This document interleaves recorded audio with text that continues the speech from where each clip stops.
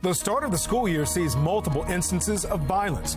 Fox 45 News explores the debate of arming school resource officers. We got to worry about the safety of our administration in these schools and the students. And how one city councilman is responding to calls for action. The police presence remains at squeegee corners, but how long can they keep it up? We question BPD on any new plans to stay or to go. Prince George's County puts the pressure on judges as police arrest the same juveniles again and again, while legal experts suggest similarly aggressive tactics are needed in Baltimore. Live from WBFF in Baltimore, this is Fox 45 News at 4.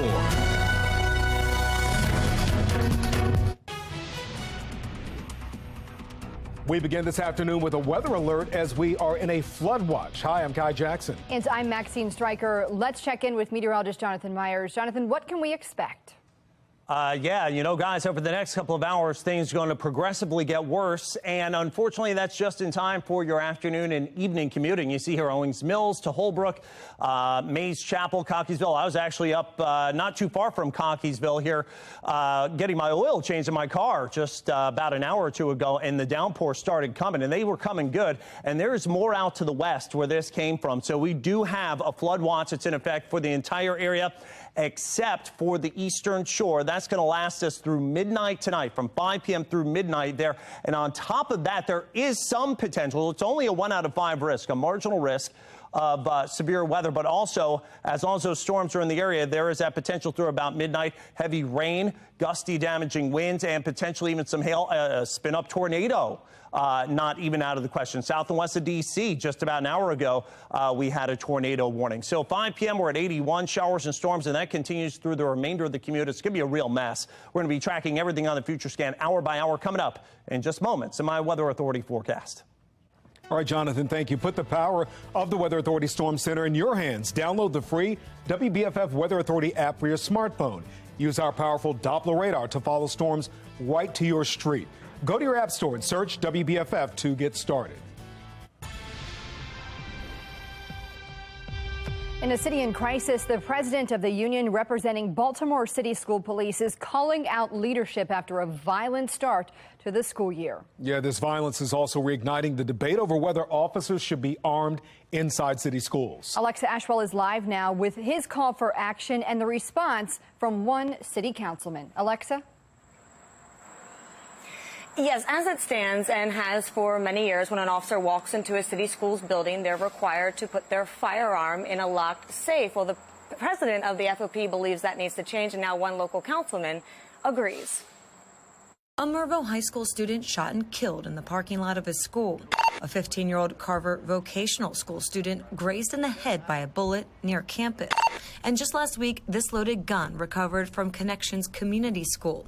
Violence prompting Baltimore City Schools FOP President Clyde Boatwright to take to Twitter, writing, "A few days ago, a student was murdered at his high school on the parking lot during dismissal, and some of our elected officials are quietly thankful for the water crisis so they don't have to discuss the dead student." Then, on the 8th day of school, Baltimore City Schools Police is dealing with our 3rd gun incident this school year. Accountability is needed in our city. Hugs are proving to not be enough. The message is simple to our parents. We're doing the best we can with what we have. That was Boatwright at the end of last school year, after the department recovered a record 15 guns from students on school grounds. Fast forward to now, the storm of tweets is getting a response from Baltimore City Councilman Robert Stokes. We're going to talk about guns in school. Stokes is head of City Council's Education, Workforce, and Youth Committee. He says he's planning another hearing to discuss ways to reduce violence in city schools. The councilman is now also speaking out, saying he believes city schools officers should be permitted to be armed while inside city schools. We are now handicapping our school police. But to change the law would require action from the General Assembly, and past attempts have failed. Stokes going on record saying he plans to talk with state legislators. We got to worry about the safety of our teachers. We got to worry about the safety of the administration in these schools and the students, everybody. Now, I checked with Boatwright. He says he has yet to hear back from any other city leader. Reporting live in North Baltimore, Alexa Ashwell, Fox 45 News. Alexa, thank you. Now, Baltimore has seen several violent squeegee encounters this summer, including one in which a man was killed after confronting squeegee kids. Well, now Baltimore police have been given the okay to park at known squeegee corners to boost safety, ensuring everyone stays safe. Well, the department is using hundreds of hours of overtime to get that job done. Fox 45's Mackenzie Frost joins us live right now. Mackenzie, we know Police Commissioner Michael Harrison has said this plan is not sustainable. By the same token, people coming in and out of Baltimore want to see some kind of police presence. Yeah, Kai, that's right. And we know that this was always deemed a short-term plan, right? Because this was part of the city's short-term crime plan heading into the summer. We saw this improved patrols utilized late in July. But I asked Baltimore police today, what's the status on this? Because we continue to see these officers parked at these known squeegee corners. We saw them downtown earlier today, for instance. We also know that the department is utilizing hundreds of hours of overtime to ensure that those officers are stationed at these corners. It comes out of the already allotted budget for overtime. But we also know that Police Commissioner Michael Harrison says that current plan is not sustainable given the level of understaffing the department is, as well as the growing number of other crimes and violent incidents that we're seeing pop up all across the city as well. It is not sustainable because our manpower doesn't allow us to do that, because there's so many other serious things that we have to respond to and that we have to be in places to prevent. And so we can't sustain this indefinitely. So despite those comments made by the commissioner on the radio earlier this summer, the police department tells me today that they do not have a set end date for those enhanced patrols, saying that they will continue to have them out there, but they do assess the situation on a day-by-day basis. Maxine and Kai? And Mackenzie, the mayor says the city's next steps will come from recommendations from the Squeegee Collaborative. What do we know about that group? Are they making any progress at all? Well, it's unclear what has happened because up until this point, most of these meetings have happened behind closed doors, right? We do know that the members of this collaborative group include people that are involved in the business community, members of the mayor's administration, as well as people who do have what the mayor calls real life squeegeeing experience, people, former or current squeegee kids who have been out there on the corners. Most of those meetings happening behind closed doors, though, because the mayor says that he wants people to feel comfortable enough to talk about what's really happening out there on the streets. However, tomorrow night there will be the first public meeting for the Squeegee Collaborative. It is taking place at 6 o'clock tomorrow evening. The mayor says that the city will then look at all of these conversations and come up with recommendations. He says that will be publicized sometime in the fall, but tomorrow's meeting is at 6 o'clock and you do have to register for it. So I'll put that information in this story on our website at foxbaltimore.com. Kai and Maxine? Mackenzie, thank you. Now, Mayor Brandon Scott and the city state's attorney Marilyn Mosby have both said they won't clear the streets of squeegee kids, but there are laws in place to keep them out of the intersections. One law states that a person can't stand in a roadway to solicit a ride, employment, or business from a driver. Another statute targets what's considered aggressive soliciting, defined by actions like intentionally blocking a driver or using obscene language and intimidation. Now, enforcement of those laws has been limited in Baltimore. That brings us to our question of the day now. Are city leaders honest about problems facing Baltimore? So far, 100% of those who voted say no. We want to know what you think. Just go to foxbaltimore.com/vote to make your voice heard. Prince George's County is cracking down on juvenile crime and sending a strong message to young people that starts with and ends with accountability. It's a message some would argue we're lacking here in Baltimore City, and the consequences are deadly.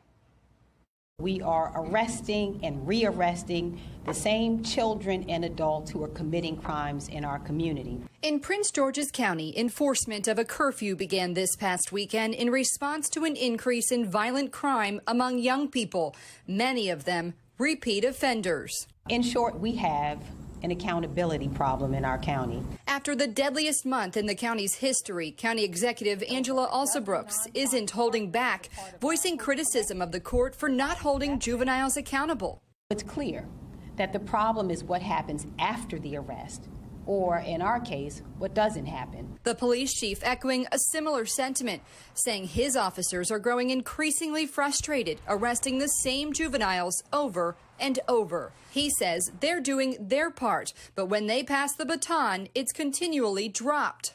only so long can you have police going through a system where they continually arrest and bring people back around in a circle to release to further victimize residents of our county. We also learned there was a shakeup in PG County Circuit Court, a judge reassigned to a different docket after claims from multiple elected officials he was too lenient on juveniles. Meanwhile, in Baltimore, juvenile crime is also plaguing the city, and so are repeat offenders. This guy was out with not serving any jail time for an armed robbery is just unacceptable. That was Governor Larry Hogan expressing outrage in June over a prior sentence of Austin Davidson, who is charged with the murder of a Wicomico County Sheriff's deputy. Davidson had been charged in Baltimore as a teenager with armed robbery, but a judge allowed him back on the streets. Experts agree it comes down to consequences and say at least in Baltimore, it doesn't seem there are any for young people. Clearly, the focus in the leadership of the city and really in the leadership of the state in the General Assembly has been sort of some of the softer approaches that are consistent with, again, juvenile delinquency, not with hardcore violent crimes, which is really what we're talking about here: street robberies, carjackings, shootings, and murders. Former Deputy Police Commissioner of the Baltimore Police Department, Jason Johnson, says it takes a collaborative effort between all agencies to truly break the vicious cycle of violence. If we arrest kids, 15, 16-year-olds, for committing a robbery or a carjacking, for example, and they're right back out on the street, they're going to commit more. I mean, we see it happen all the time. So there really does need to be some real accountability. In Annapolis last session, there was a push for greater judicial transparency from Governor Larry Hogan. That bill was watered down throughout the session, and some argue now it isn't nearly transparent enough. Well, the Ravens are flying high after a season-opening rout of the New York Jets in the Meadowlands. Morgan Adsit joins us live now in studio to break down how the team was able to take care of business in their trip up I-95. Hey guys, the Ravens did all that matters in the NFL, especially week one. They got the win. When you look around the rest of the league, either extremely tough matchups out of the gate, bad kickers, or heavy favorites choking, the Ravens did not fall into any of those categories against the Jets. The emotions of 9/11 in New York, facing Joe Flacco, Lamar Jackson's contract distraction, and barely anyone playing in the preseason did not matter. Yeah, it was a slow start on offense. The run game is non-existent without J.K. Dobbins and Gus Edwards, which doesn't sit well right now. And while the defense played fast and made big plays all 60 minutes, penalties were an issue. But again, they got the W. 1 of 17, the first of many more if the Ravens get their February schedule wish. Very positive. It boosts our confidence. We trust in each other. We just got to keep going. This is the first game. We got 16 more games to go, and, playoffs and stuff like that. So we just got to keep it going. Not my first rodeo, you know what I'm saying? I'm just happy we got to win. The ultimate goal is the Super Bowl, so you got to win to do that. So to get 1-0, I think that's a great start. The only bad, unfortunately, that injury bug from last season still lingers. 3 key starters in Marcus Peters, J.K. Dobbins, and Ronnie Stanley all inactive, and they lost tackle Juwan James for the season with his second torn Achilles in 3 years. Plus, Baltimore native and veteran corner Kyle Fuller also done. A MRI today confirmed he tore his ACL against the Jets in the fourth quarter. Baltimore is still reeling from the fallout of last week's water crisis, while some are criticizing the response from elected leaders and what one city council member is doing about it. Will the Federal Reserve need good luck to avoid a recession? I'm Atrell Nashar with why the Treasury Secretary says so and how a potential rail strike could impact you.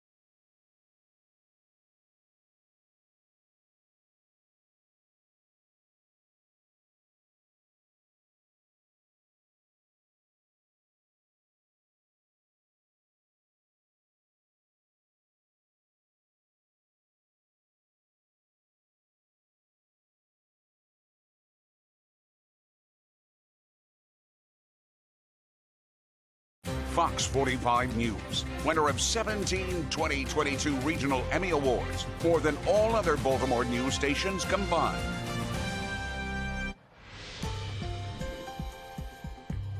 Developing news right now. Our country's already disrupted supply chains could face another blow this week if a group of labor unions and railroad carriers don't come to an agreement, resulting in a strike. Now, according to industry estimates, it could cost the economy about $2 billion a day. National correspondent Dr. El Nashar explains how the ripple effects could reach you as policymakers try to dodge another recession. Stubbornly high inflation, a source of anxiety for those trying to make ends meet. And for Wall Street, investors trying to gauge the risk of recession as the Federal Reserve gets ready to roll out another interest rate hike this month, hoping it cools demand and lowers inflation. We need to act now forthrightly, strongly, as we have been doing, and we need to keep at it until the job is done. Doing that without triggering a recession may be out of the Fed's control at this point, according to Treasury Secretary Janet Yellen. The Fed is going to need great skill and also some good luck to achieve what we sometimes call a soft landing. The Biden administration also closely watching negotiations between the nation's largest railroad freight companies and labor unions. Contract talks are stalled over a dispute about working conditions, and if there's not an agreement by Friday, workers are expected to go on strike, which would be costly. $2 billion in lost economic output every day, according to the Association of American Railroads. Everything from cars to coal, farm, and food products could be stalled, leading to empty shelves and inflating prices of products already on the rise, like bread, 13.7% more expensive than a year ago. Mail also expected to be held up. A single trailer on a rail car can contain up to 2,000 UPS packages. The standoff may put the White House in an awkward position. Unions demand they be treated with dignity, and I demand you do that too. The president's long supported unions, but a strike could bring hefty political consequences ahead of the midterms, as inflation ranks as the most important issue for voters, according to YouGov. The direction of prices will become clearer Tuesday morning with an updated inflation report. In Washington, I'm Atrell Nashar reporting. All right, we are on weather alert this afternoon. We've got a flood warning that's just recently been issued for Baltimore County, up right around Baldwin, just east of Cockeysville. Had some downpours. They've kind of tapered for now, but we put down some good solid rain totals in excess of an inch. So that's in effect until 10:15 p.m. Now, here around Mays Chapel and Cockeysville, still getting some of that pretty good rain that's rolling all the way back to Owings Mills and north of Randallstown. And then there are a few more lines that are loaded up from Cooksville in western portions of Howard County, down south and west, just north of 95 from Columbia, all the way down into the D.C. area. And again, there's been even some reports of severe weather across portions of Virginia. Had some tornado warnings just about an hour ago or so right here south and west of the Washington, D.C. metro area. And all that is moving east, so there's a potential of all kinds of problems as this continues to move in for us. Behind it, it dries out, but that's going to take till late tonight into tomorrow to happen. Till then, we've got a flood watch in effect until midnight tonight. That includes Baltimore City and the surrounding area. Again, that flood warning in eastern portions of central Baltimore County. Of course, if there's water covering the road ahead of you, turn around, find an alternate route. On top of everything else, there is a marginal or level 1 of 5 risk of severe weather. That's going to last until midnight, till these storms get out of here. And almost all modes of severe weather possible. Heavy rain, could see some gusty, damaging winds. That's the main threat. But there is an outside chance of getting some hail, and maybe, it's only a very slim chance, but maybe a spin-up tornado out of some of this as well. So, again, this is why we are weather alert, and you can see just the timing of this is awful. Heat, humidity building, temperatures in the 80s today. This weather maker coming in from the west, a cold front with much drier air, gorgeous air, in fact, behind it. But unfortunately, in the transition is where all the rain and the moisture, the stickiness, and then that severe weather potential is as well. For tomorrow, you see that drier air punching in, and I think tomorrow's a much nicer day. 82 degrees right now. It's mostly cloudy, but boy, it feels awful outside. You can feel that, or you could cut it with a knife. Soupy stuff. Dew point now in the low 70s, so that is just downright tropical. Temperature at 82 at Westminster, where it's rain cooled. Frederick, Gaithersburg only in the 70s. Everybody else is in the steamy warmth. Notice the cooler numbers, 60s, right? Low 60s right now in places like Chicago, mid 60s into Cleveland. That type of air, maybe not that cool air, but maybe some highs only in the 70s coming our way for the remainder of the week. Now out in the tropics, we've got 2 low chance of development, one in the central Atlantic that could gradually get its act together, and then there's another one that has a very slim chance of development that's coming off of the African coastline. Outside of that, the showers and storms, that's the main story through about 5 p.m. Look at those pinks and purples moving through Frederick and Westminster, crossing the city between about, say, 6:30 and 7:45. So the end of the p.m. commute not looking good. By about midnight, most of that is moving east, and I think things quiet down for tomorrow morning, and then the muggies leave during the day tomorrow as well. 1 to 2, maybe locally 3 inches of rain. That's why we do have that flood watch that's out. An early shower Tuesday. I think the waking hours of Tuesday are dry, and then look at that, gorgeous throughout. Low humidity pretty much for the remainder of the next 7 days. One taxpayer protection watchdog says the Baltimore water crisis exposes an accountability problem within city government. Why he says residents aren't getting a return on their investment in services. And major credit card companies could soon be tracking gun store purchases. Why manufacturers say this move unfairly targets their industry. But first, some Republicans are joining the calls for marriage equality when that bill could potentially hit President Biden's desk. Next.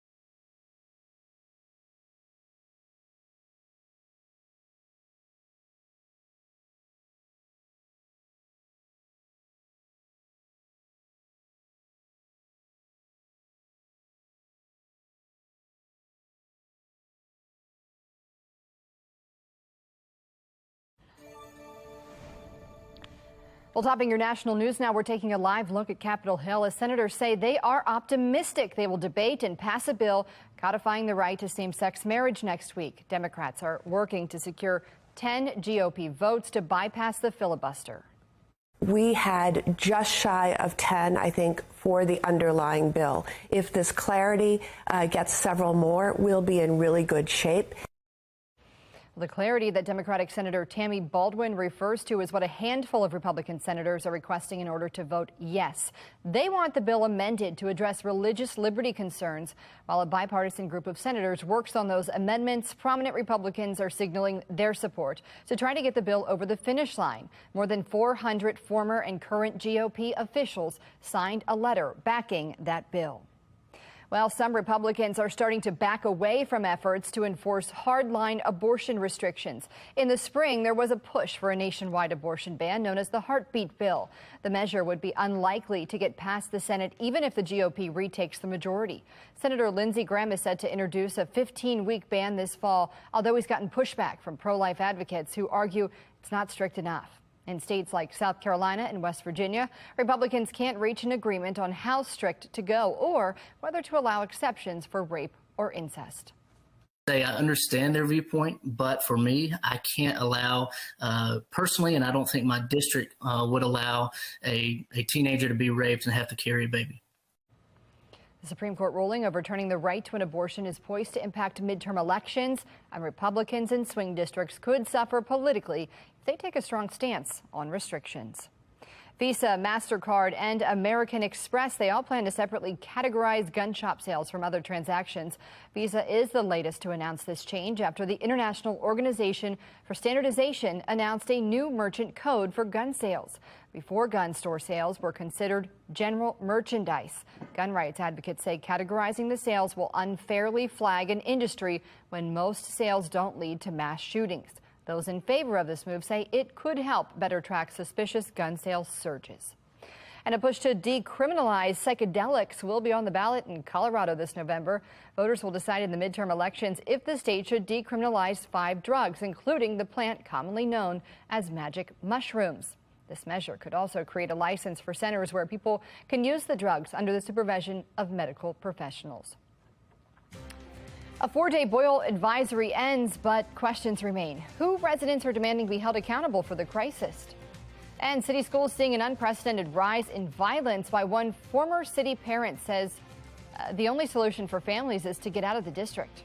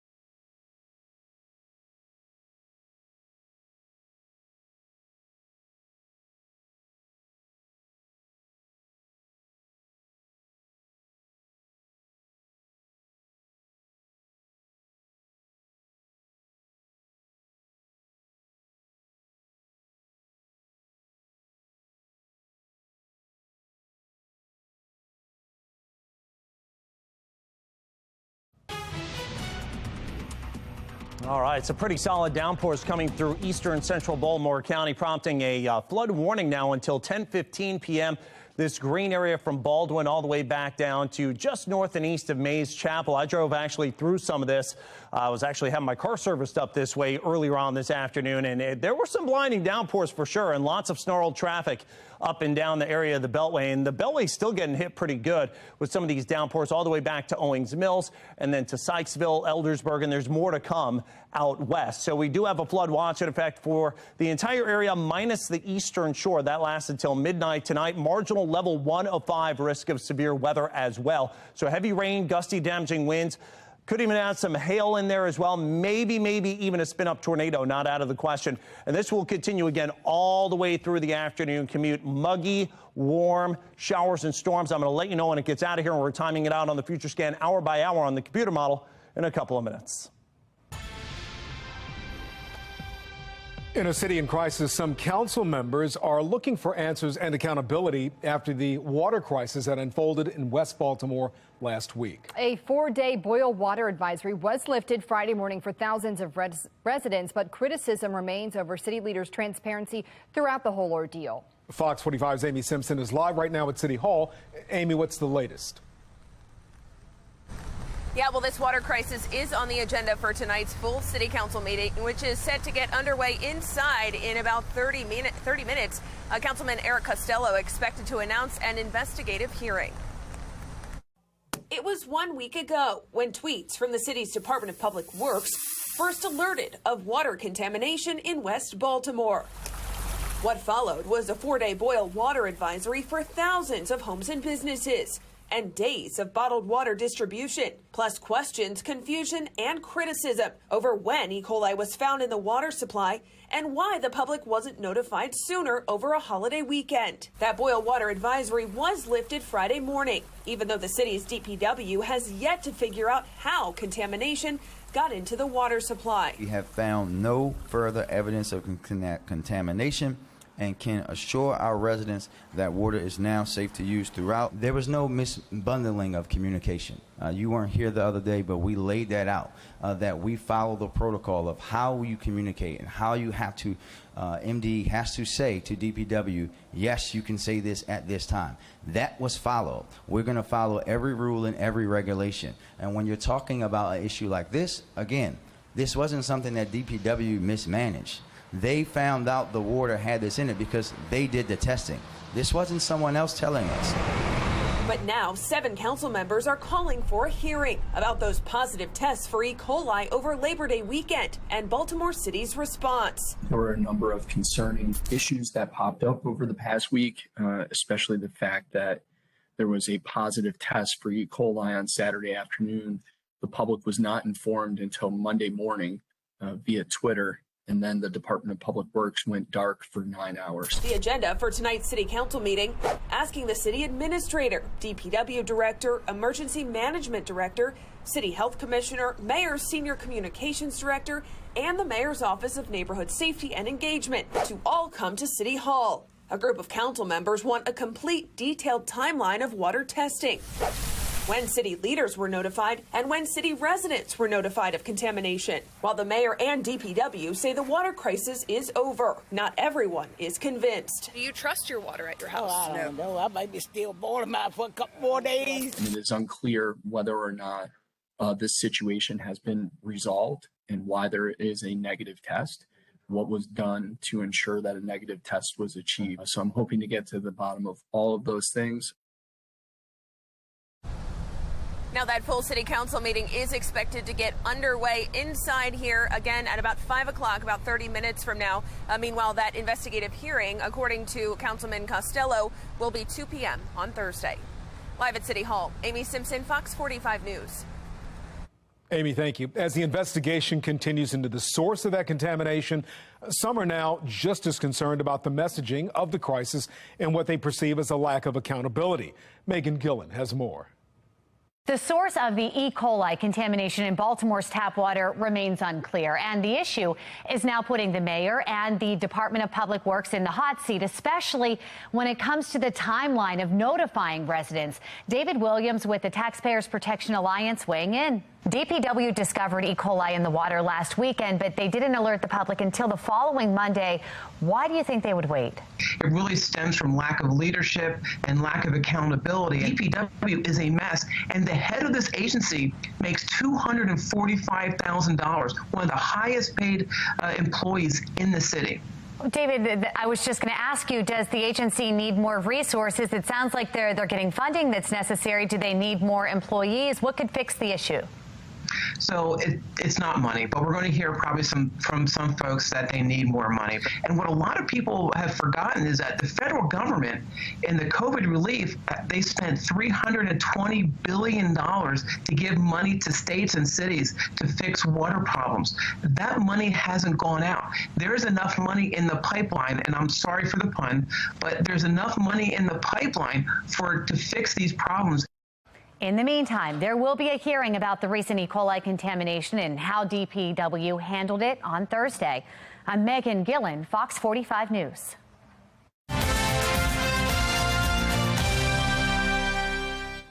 Baltimore City is seeing a sharp increase in young people, school-aged children being murdered. This year is one of the worst in recent memory. This Project Baltimore's Chris Papps explains a former charter school operator who taught the most recent victim says many parents around the city live with this fear every day. For 6 years, Jack Pinnell ran the Baltimore Collegiate School for Boys, a charter school in North Baltimore. He founded in 2015. Since then, more than 1,000 students have attended the school, including Jeremiah Brogdon, who was shot and killed earlier this month outside Mergenthaler High School. A tragic and traumatic ending to the first week back to school for Baltimore City students. His death marks the 21st murder so far this year in Baltimore, where the victim is aged 18 and under. Brogdon was just 17 when he was killed during a confrontation with a suspect who police have only identified as a teenager from another city school. The violence is becoming so frequent in Baltimore, Pinnell says for some parents, the fear is part of everyday life. We start our school year by asking our parents, what are the hopes and dreams you have for your sons? It is the most emotional moment. And the hopes and dreams sometimes for those parents were, I hope my son lives to be 18 years old. Imagine that. Pinnell says he left Baltimore largely because of the violence. Coming up tonight on Fox 45 News at 10, what he says is the only solution. I'm Chris Papps, and this is Project Baltimore. An update now after a Cecil County family of 5 was found shot dead inside their Elk Mills home along Hebron Court. Police now say they believe this was a murder-suicide. We're told the father called 911 to report his wife and 3 kids were killed. When deputies arrived, they say he was dead as well, with a gun next to him. The children were 8, 11, and 14 years old, all dead from gunshot wounds. The state fire marshal says an 11-year-old, 11, is facing criminal charges in connection with a fire that caused about $2.5 million in damages earlier this month. It happened at the Dollar General in Hampstead. Now, that fire took more than an hour to get under control. Fortunately, no one was hurt. Police are not releasing the suspect's name because of his age. A Carroll County prosecutor charged the boy with first-degree arson before releasing him to his parents' custody. Topping your international news right now, the White House and EU leaders are concerned Russian President Vladimir Putin might follow through on threats to cut off gas and oil shipments entirely, leaving Europe in the dark this winter. Although officials say Putin's threats could be a bluff, such a move might drive up gas prices, triggering higher inflation.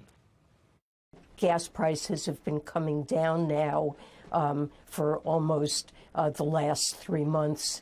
Last month in July, headline inflation was actually slightly negative, and we are addressing inflation. Well, this comes after the G7 announces a planned oil price cap on Russian crude, meaning European nations will only buy at a low price. World leaders hope to deprive Russia of profits and starve its war machine. The structure of the cap has not yet been determined. Ukraine's last active nuclear power plant has been completely shut down, shelling knocking the plant off transmission lines earlier this month, forcing it to generate its own energy to maintain crucial safety equipment. Officials say they've now reconnected the plant to the grid, allowing engineers to shut down the operational reactor amid the fighting. It has been occupied by Russian forces since the early days of the war. Ukraine and Russia point blame at each other for shelling around it. Ukraine, meantime, has restored power to other regions after Russia attacked power stations and other infrastructure there. Leaders say a plant worker was killed in those attacks. This comes after Ukraine's military chief said his forces reclaimed nearly 1,200 square miles of Russian-occupied areas in the northeast region near the Russian border.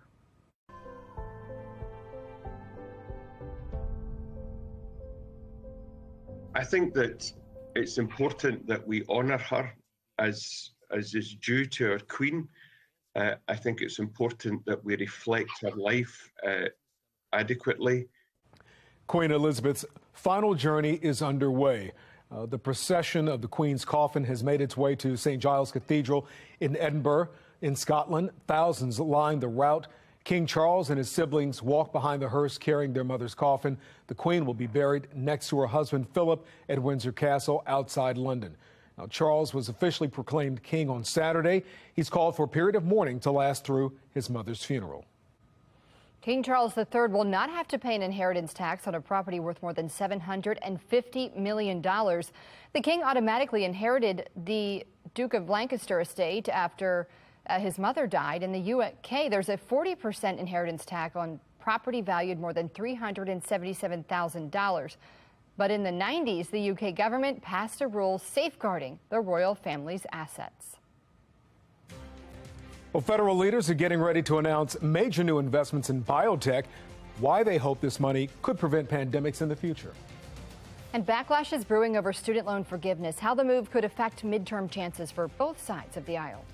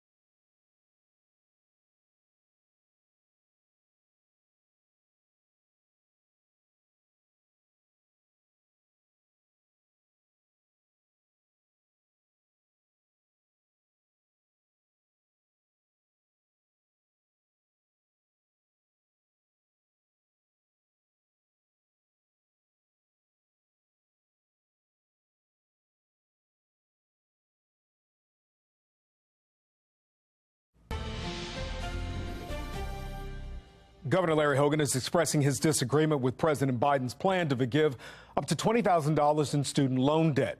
He's one of 21 governors who could bring legal challenges against that move.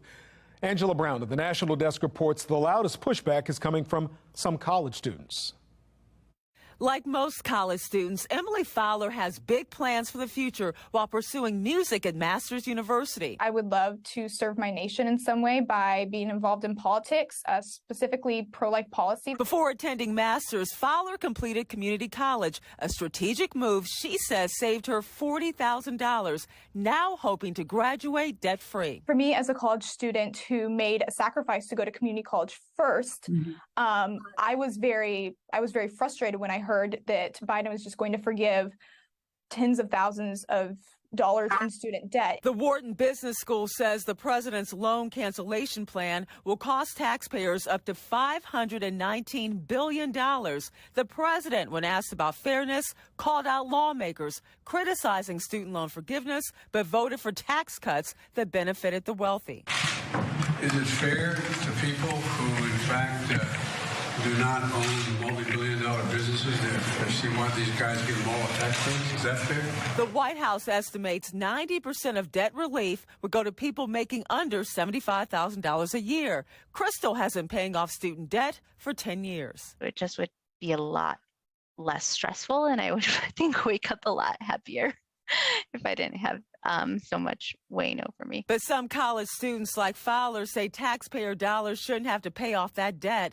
The fiscally conservative National Taxpayers Union says debt cancellation could cost taxpayers nearly $2,500. We need policies that are going to drive down that tuition so that students never have to take out these crazy big debts to begin with. Under the president's plan, students can get $10,000 in debt relief or $20,000 if they have Pell Grants. In Washington, D.C., I'm Angela Brown.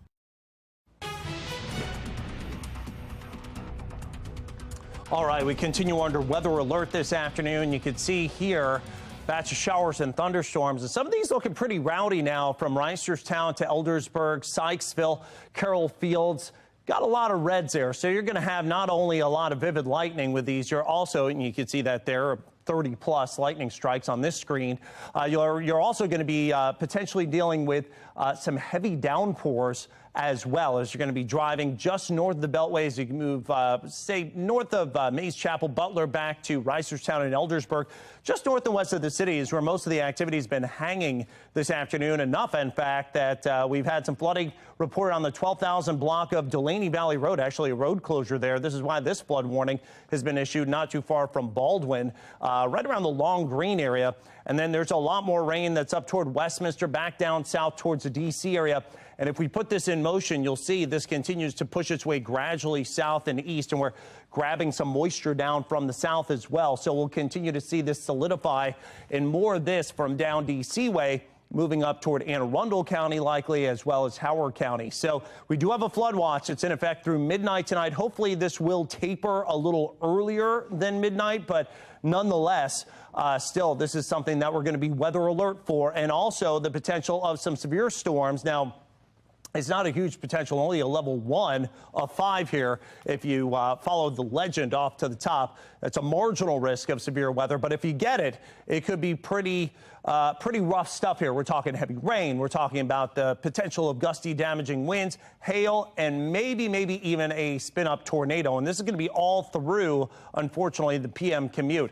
And the latest weather maker has us just absolutely socked in this very sticky, steamy air. And that cold front continues to move in from the west. That is part and parcel of that big sprawling weather maker off to our north and west. Behind all this, drying out. In between, though, the transition, that's where the rough weather is. It comes in, it moves out fairly quickly. I think it's by about midnight tonight. Stuff's out of here. Timing's not great for the PM commute, but by tomorrow morning's commute should be a lot better. 82 right now, winds out of the east-southeast at 7 miles an hour. Toyota East Unit Harbor Skycam shows some of those threatening skies over downtown. No rain falling there, though. Dew points in the 70s means lots of moisture to work with. So these are not comfortable temperatures in the 80s. These are steamy temperatures in the 80s. We are rain-cooled Frederick all the way down into Gaithersburg. And take a look at this. Temperatures in the 60s and drying out as we work to the west. So we do have some relief to follow this. Doesn't mean that temperatures are going to be in the 60s around here, but dry temperatures near 80 for the rest of the week. Yeah, we'll take it. All right. Now, out in the tropics, another story. Just passing the peak of hurricane season, 2 low chances of development out in the central and the eastern Atlantic, but that is it. So good news there.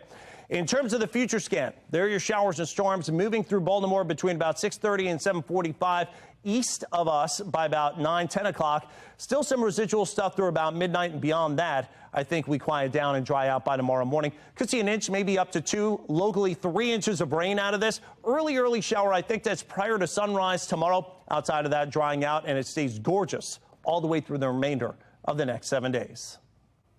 All right, Jonathan, thank you. Coming up on Fox 45 News at 5 o'clock, growing concerns about an accountability problem when punishing juvenile criminals. The new reports and efforts in Maryland to crack down on juvenile crime. Could it be that one day we could knock out all these variants of the coronavirus with one antibody? I'm Liz Bonas. Some new research we can't wait to tell you about. It is just ahead.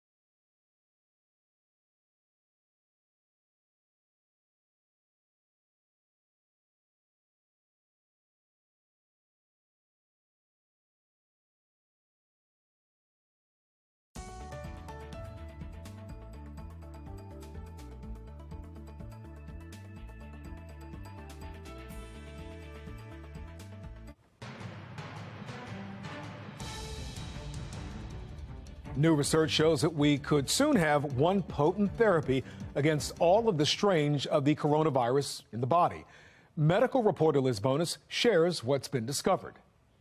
Hey there, hello to you. One of the reasons we've had a worldwide crisis with COVID-19 is that the virus keeps changing. That leads to new variants which continue to escape antibodies produced by vaccines in our bodies to knock them out. Now, for the first time, scientists in science immunology have figured out how to produce a powerful new antibody that appears to neutralize all of the current COVID-19 variants we have discovered so far, from the original Wuhan strain first discovered in China to the Omicron variants circulating now. They did it by looking at what all these variants have in common. So it's looking at what is it through all these various mutations, what areas or regions or specific antigens haven't changed. By looking at what they have in common, public health provider Dr. Steve Fagans told me they've developed one antibody that we know, based on lab studies, knocks out all of the variants. And it did appear, at least in the laboratory, to have an impact, and that's what's new. Now, of course, we need to find out if it will do the same thing in humans and what that means. Will that one antibody knockout stop infection of SARS-CoV-2? And could we get one shot of it, much like measles maybe, that would last a lifetime? I'm medical reporter Liz Bonis. Now back to you. Well, federal leaders are expected to announce new support for biotech production in the country. The Associated Press reports that President Biden signed an executive order Monday launching a new initiative to support biomanufacturing. Now, the White House says Biden will announce new investments on Wednesday. Biomanufacturing is the use of living organisms to produce pharmaceutical products like vaccines and insulin. Maryland, of course, has a number of biotech facilities around the state.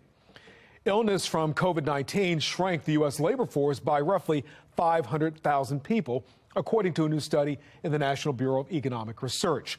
From March of 2020 to June of 2022, around 10 workers per 1,000 missed a week of work due to health reasons. Now, before the pandemic hit, it was 6 per 1,000 on average. Authors of that study say 500,000 person losses will likely persist unless exposure or severity of COVID-19 goes down. Economists say that this means the workforce's recovery will be slow, which combined with high work demand means lower inflation or higher inflation. Coming up on Fox 45 News at 5 o'clock, should officers be armed in city schools? Why recent violence at schools has some saying we're stopping police from doing their jobs. City leaders demand answers on the water crisis, speaking with a council member who says things have to be more transparent.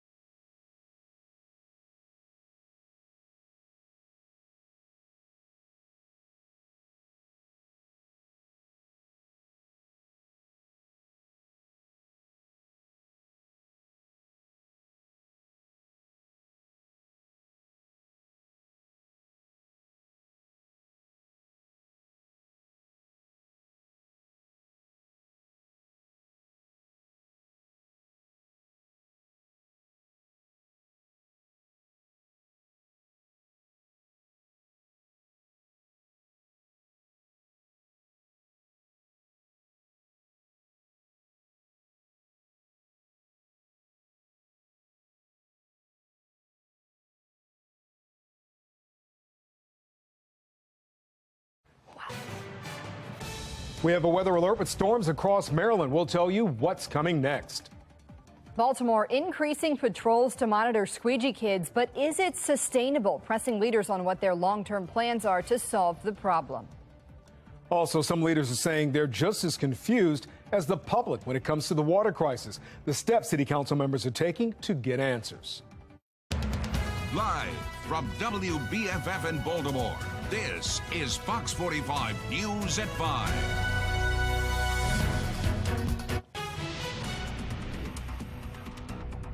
We're live right now on the Chevy Storm Tracker. You're looking at our Storm Tracker heading north through Baltimore County, where we're hearing there is some flash flooding shutting down Delaney Valley Road in Phoenix. Now, we're expecting heavy rain tonight. Flood warnings are in effect at this hour. Good evening. I'm Kai Jackson. And I'm Maxine Stryker. Chief Meteorologist Jonathan Myers is in now with the latest on these storms. Yeah, and guys, plenty of threatening skies there heading up 83. And go ahead, take a look at the radar. And some spots really coming down. In fact, a flood warning in effect over, as we mentioned, central eastern portions of Baltimore County. That includes the Phoenix area. And then Westminster to Eldersburg, Butler. Boy, that rain's coming down in buckets. That goes back down into Reston, Ashburn, and Virginia. We've even had some tornado warnings down that way. Wouldn't be surprising to see a couple severe weather warnings as some of this stuff moves in. It's only a marginal risk of severe weather for today, but we do have that threat of flooding, as well as, again, kind of the 1-2 punch here, that 1 of 5 risk of severe weather. That lasts until midnight tonight. Heavy rain, gusty winds, the potential of hail, maybe even a spin-up tornado. Again, it's not out of the question. There's that batch of storms, Gaithersburg up to Westminster right now by about, say, 7 to 7:45, hitting the city up to Bel Air and pinpointing down toward about Stevensville. And then by about 9, 10 o'clock, moving east, but still some residual stuff. I'm going to let you know when this is going to get out of here and if we're still going to have problems for the Tuesday morning commute. That's coming up in my Weather Authority forecast. Thank you, Jonathan. Put the power of the Weather Authority Storm Center in your hands. Just download the free WBFF Weather Authority app for your smartphone and use our powerful Doppler radar to follow storms right down to your street. Just go to your app store and search for WBFF to get started.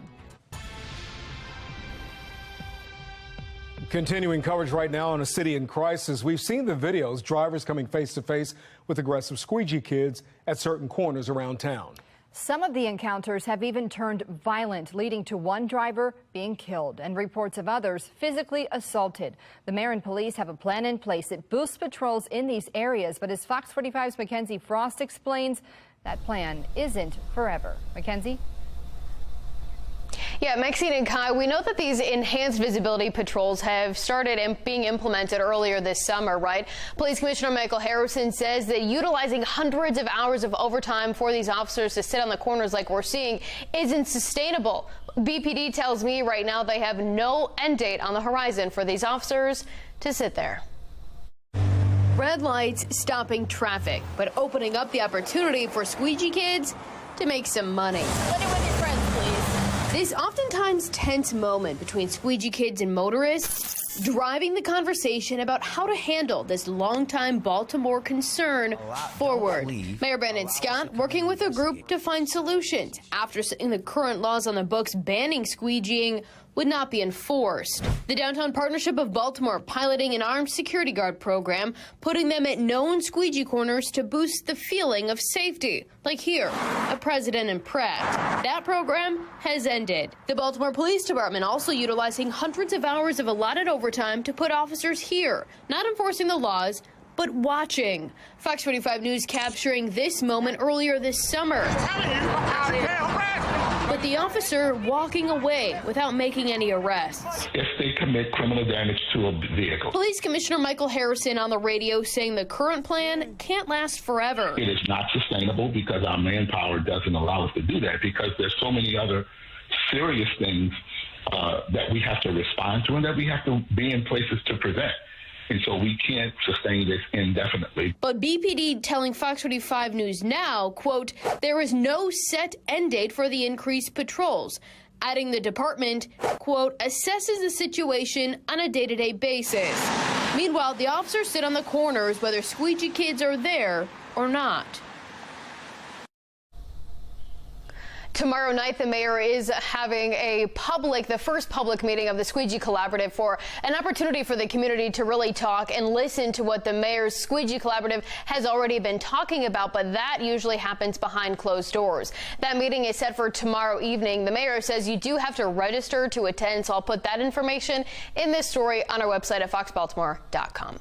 Live in Baltimore, Mackenzie Frost, Fox 45 News. Thank you, Mackenzie. Mayor Brandon Scott and City State's Attorney Marilyn Mosby have both said that they won't clear the street corners of squeegee kids, but there are laws in place to keep them out of street intersections. Now, one law states a person can't stand on a roadway to solicit a ride, employment, or business from a driver. Another statute targets what's considered aggressive soliciting. That's defined by actions like intentionally blocking a driver or using obscene language, even intimidation. Enforcement of those laws has been limited. Turning to a crisis in city schools, the president of the union representing city school police is calling out leadership after a violent start to the school year. This violence reigniting that debate over whether officers should be armed inside city schools. Alexa Ashwell is live after pressing a city council member on where they stand on this issue. Alexa? Well, Maxine, you may recall a record 15 guns were seized from inside Baltimore City schools last school year, and already this year there have been several incidents, including the shooting death of a Merville High School student in the parking lot of the school. And just last week, police seizing this loaded gun from Connections Community School. The violence prompting Baltimore City Schools FOP President Clyde Boatwright to take to Twitter, writing in part, "On the 8th day of school, Baltimore City Schools Police is dealing with our third gun incident this school year," going on to say accountability is needed in our city. Hugs are proving to not be enough. Now, these tweets getting a response from Baltimore City Councilman Robert Stokes, who says he's planning another hearing to discuss ways to reduce violence in city schools. Take a listen. We are now handicapping our school police. We got to worry about the safety of our teachers. We got to worry about the safety of the administration in these schools and the students, everybody. Now, as it stands and has for many years, city schools police officers are required to put their firearm in a locked safe when inside schools. The councilman is now saying he too believes that needs to change. Alexa, what would it take to change the law and allow officers to be armed inside of city schools? Maxine, it would require action from state lawmakers, which, as we've seen, those attempts have failed in the past. But the councilman saying, going on record today, saying that he will be talking with state legislators about this, but didn't provide an exact timeline when I asked him. As for Boatwright, he tells me he has yet to hear back from any other city leader. Reporting live in North Baltimore, Alexa Ashwell, Fox 45 News. We have an update right now to that tragic situation in Cecil County where a family of 5 is found shot dead inside their Elk Mills home along Hebron Court. Well, police now say they believe this was a murder-suicide. We're told the father called 911 to report his wife and 3 children were killed. When deputies arrived, they say that he was dead, as well as finding a gun next to him. The children, ages 8, 11, and 14, were also dead. Autopsies confirmed they all died from gunshot wounds. There were a number of concerning issues that popped up over the past week, especially the fact that there was a positive test for E. coli on Saturday afternoon. The public was not informed until Monday morning via Twitter, and then the Department of Public Works went dark for 9 hours.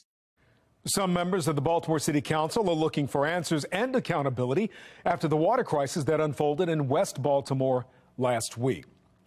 A 4-day boil water advisory was lifted Friday morning for thousands of city residents. The mayor and Department of Public Works officials say they followed directions from state agencies and did everything as quickly as they could have in terms of alerting the public and setting up clean water distribution sites. But this hour, there's criticism which remains over city leaders' transparency throughout the ordeal. Fox 45's Amy Simpson is live at City Hall right now. Amy, what are you finding out? What's the latest today? Yeah, Kai, well, a full city council meeting getting underway inside of City Hall behind me just right now. Started at 5 o'clock, actually. And Councilman Eric Costello expected tonight to officially announce an investigative hearing into this water crisis that unfolded last week and the city's response to it. It was just 1 week ago, last Monday morning, when tweets from the city's Department of Public Works first announced that water contamination in West Baltimore, and what followed was that 4-day boil water advisory for thousands of homes and businesses in West Baltimore, and days of bottled water distribution, plus questions, confusion, and criticism over when E. coli was found in the water supply and why the public was not notified sooner over the Labor Day holiday weekend. Mayor Brandon Scott said Friday morning that there is no further evidence of water contamination, but not everyone is convinced. It is unclear whether or not this situation has been resolved and why there is a negative test, what was done to ensure that a negative test was achieved. So I'm hoping to get to the bottom of all of those things. And Amy, when exactly will this hearing be taking place, and what are council members hoping to learn from it, and of course the public? Absolutely, Kai. So according to Councilman Eric Costello, that hearing will be this Thursday at 2 p.m. And as for what they'll learn, right now about half a dozen or so city leaders from different city agencies are being called here to City Hall to be in front of a committee for that investigative hearing, providing details about a timeline for that water testing, and also when city leaders were notified and when city residents were notified of that contamination. We'll keep you posted. We're live at City Hall tonight. Amy Simpson, Fox 45 News.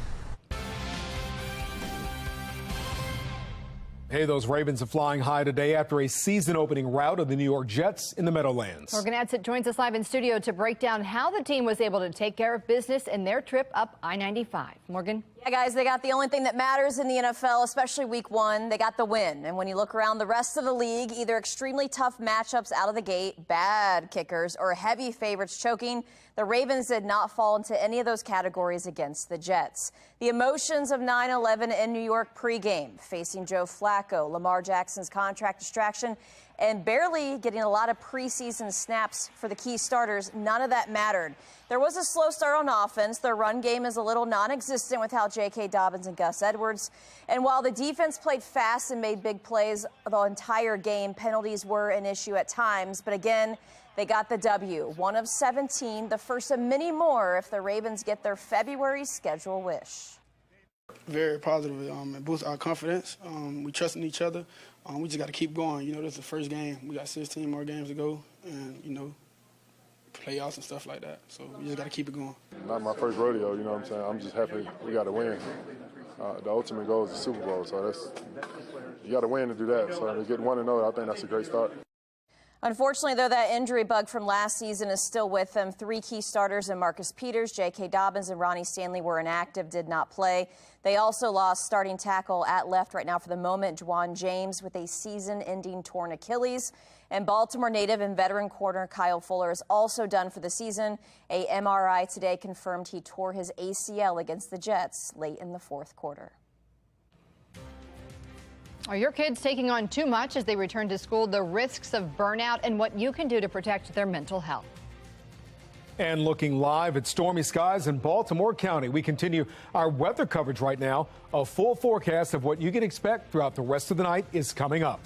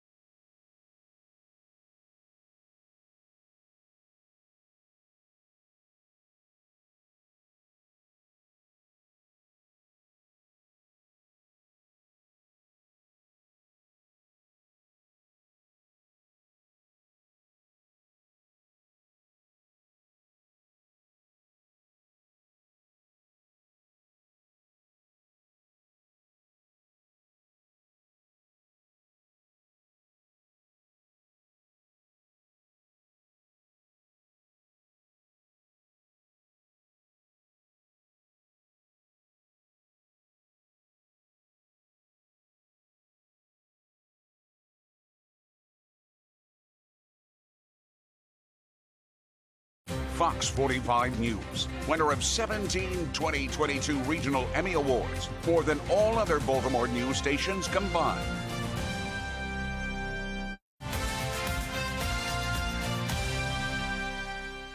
Well, Baltimore City is seeing a sharp increase in young people. School-age children being murdered this year is one of the worst in recent memory. As Project Baltimore's Chris Papps explains, a former charter school operator who taught the most recent victim says many parents around the city live with this fear every day.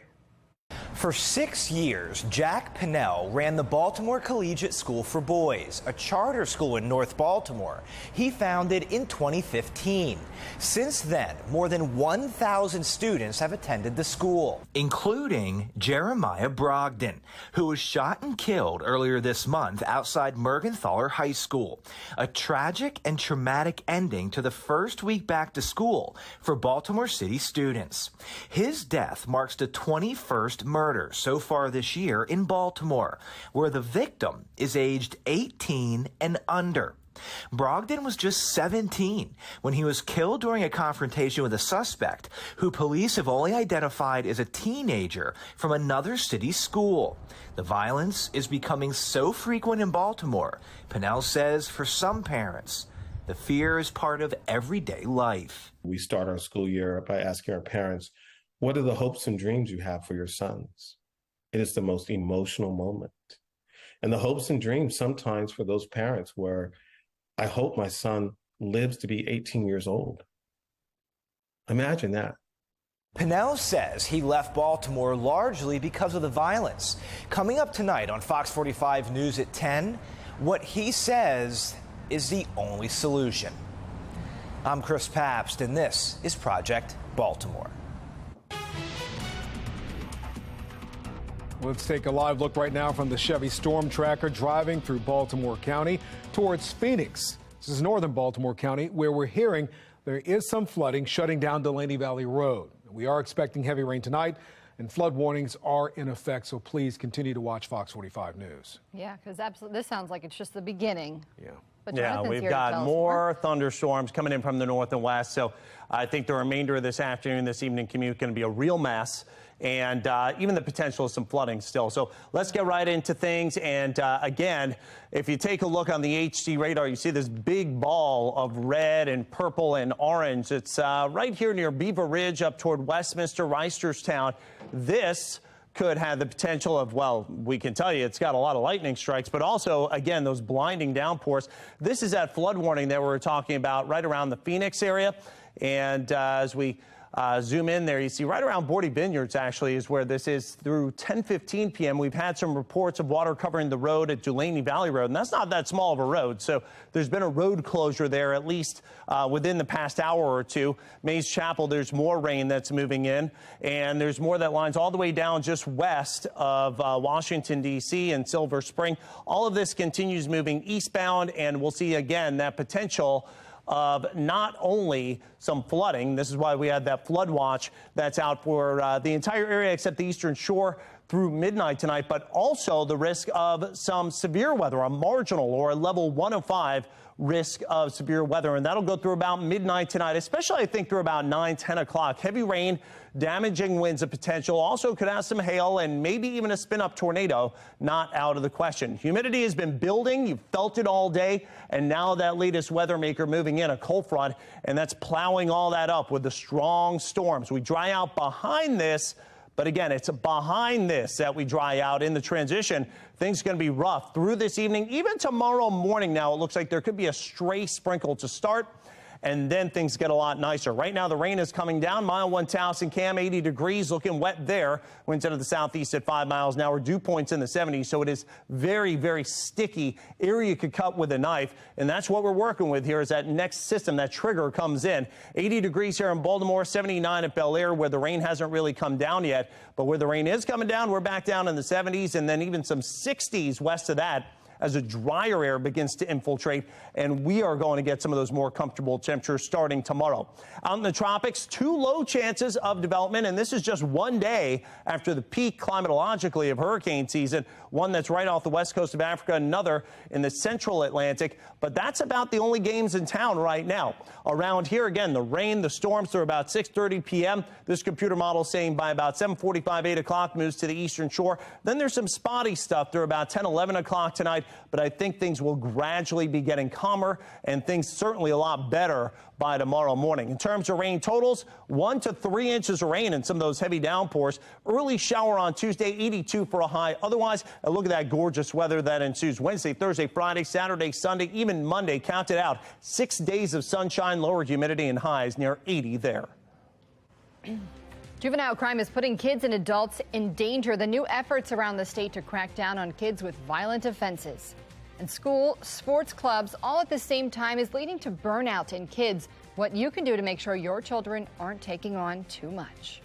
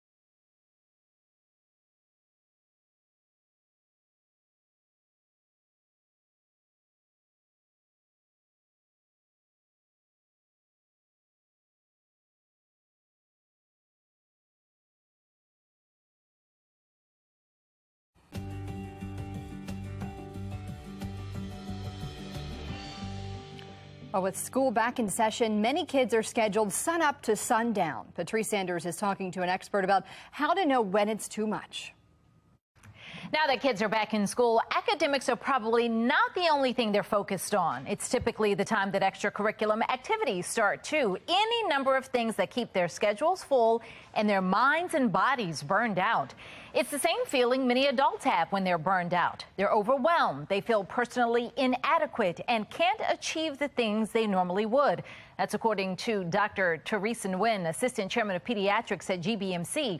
She says there's a fine line between pushing our children to experience new things and doing too much. The balance is going to be knowing your child, okay, and knowing what level of gentle push, okay, is going to motivate them and keep them engaged. and when it's too much. So time management is key, keeping them doing things that they love to do. Like I'd give up my Saturday to do X, Y, or Z.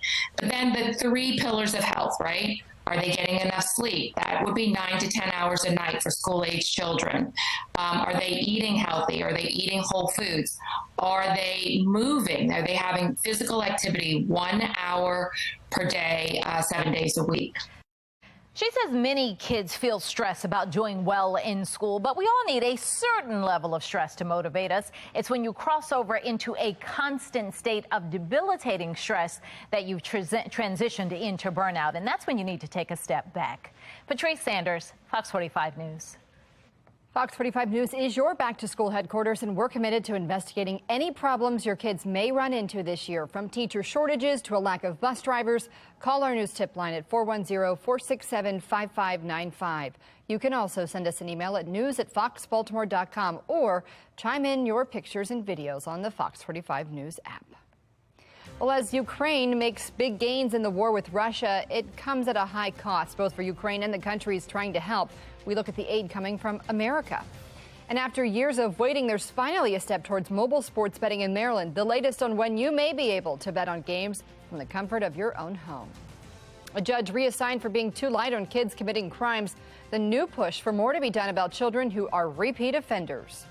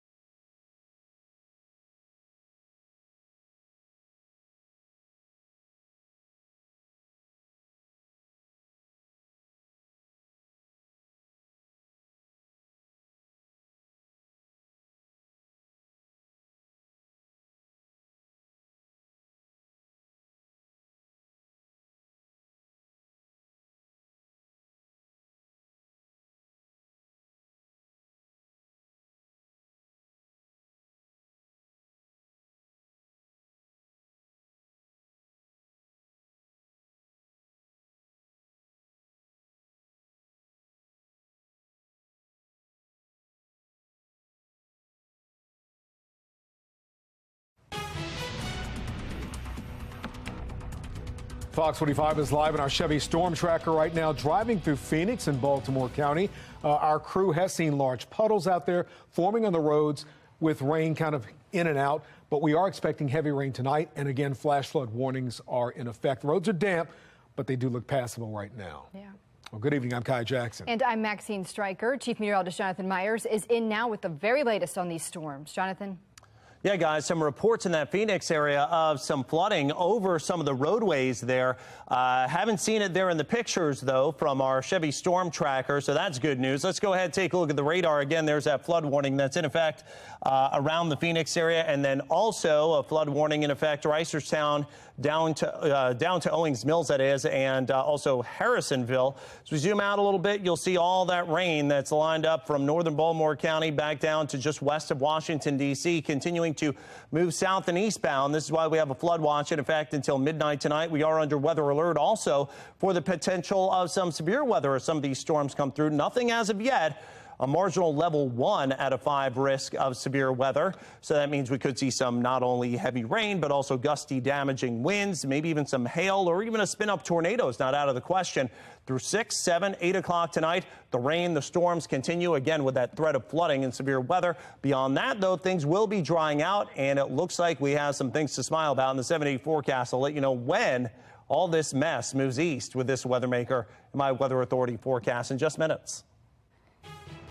Put the power of the Weather Authority Storm Center in your hands. Download the free WBFF Weather Authority app for your smartphone and use our powerful Doppler radar to follow storms right down to your street. Just go to your app store and search for WBFF to get started.